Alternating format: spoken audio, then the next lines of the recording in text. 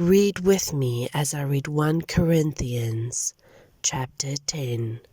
Remember our history, friends, and be warned. All our ancestors were led by the providential cloud and taken miraculously through the sea. They went through the waters in a baptism like ours, as Moses led them from enslaving death to salvation life. They all ate and drank identical food and drink, meals provided daily by God. They drank from the rock, God's fountain, for them, and stayed with them wherever they were. And the rock was Christ.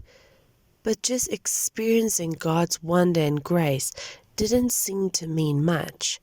Most of them were defeated by temptation during the hard times in the desert, and God was not pleased. The same thing could happen to us. We must be on guard so that we never get caught up in the wanting our own way as they did. And we must not turn our religion into a circus as they did. First the people partied, then they threw a dance. We must not be sexually promiscuous. They paid for that, remember, with 23,000 deaths in one day. We must never try to get Christ to serve us instead of us serving Him. They tried it, and God launched an epidemic of poisonous snakes. We must be careful not to stir up discontent. Discontent destroyed them. These are all warning markers. Danger.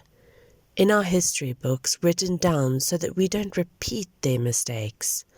Our positions in the story are parallel. They at the beginning, we at the end, and we are just as capable of messing it up as they were. Don't be so naive and self-confident. You're not exempt. You could fall flat on your face as easily as anyone else. Forget about self-confidence. It's useless. Cultivate God confidence. No test or temptation that comes your way is beyond the course of what others have had to face. All you need to remember is that God will never let you down. He'll never let you be pushed past your limit. He'll always be there to help you come through it. So, my very dear friends, when you see people reducing God to something they can use or control, get out of their company as fast as you can. I assume I am addressing believers now who are mature.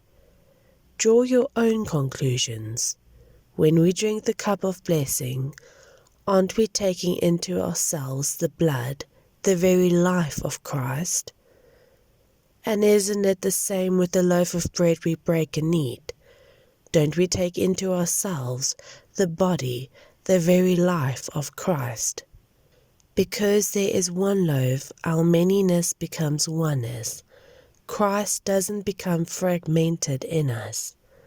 Rather, we become unified in Him. We don't reduce Christ to what we are. He raises us to what He is. That's basically what happened even in old Israel. Those who ate the sacrifices offered on God's altar entered into God's action at the altar. Do you see the difference? Sacrifices offered to idols are offered to nothing, for what's the idol but a nothing? Or worse than nothing, a minus, a demon. I don't want you to become part of something that reduces you to less than yourself.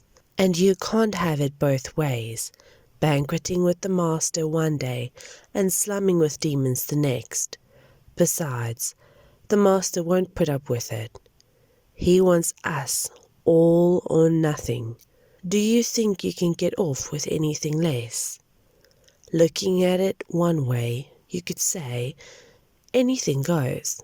Because of God's immense generosity and grace, we don't have to dissect and scrutinize every action to see if it will pass muster. But the point is not to just get by. We want to live well, but our foremost effort should be to help others live well. With that, a base to work from, common sense can take you the rest of the way. Eat anything sold at the butcher shop, for instance. You don't have to run an idolatry test on every item. The earth, after all, is God's and everything in it. That everything certainly includes the leg of lamb in the butcher shop.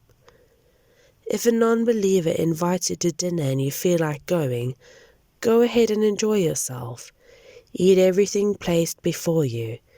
It would be both bad manners and bad spirituality to cross-examine your host on the ethical purity of each course as it is served. On the other hand, if he goes out of his way to tell you that this or that was sacrificed to God or goddess so-and-so, you should pass. For though you may be indifferent as to where it came from, he isn't, and you don't want to send mixed messages to him about who you are worshipping. But, except for these special cases, I'm not going to walk around on eggshells worrying about what small-minded people might say. I'm going to stride free and easy, knowing what our large-minded master has already said. If I eat what I serve to me, grateful to God for what is on the table, how can I worry about what someone will say? I thanked God for it and He blessed it. So eat your meals heartily, not worrying about what others say about you. You're eating to God's glory after all, not to please them. As a matter of fact, do everything that way, heartily and freely to God's glory. At the same time, don't be callous in your exercise of freedom, thoughtlessly stepping on the toes of those who aren't as free as you are. I try my best to be considerate of everyone's feelings in all these matters. I hope you will be too.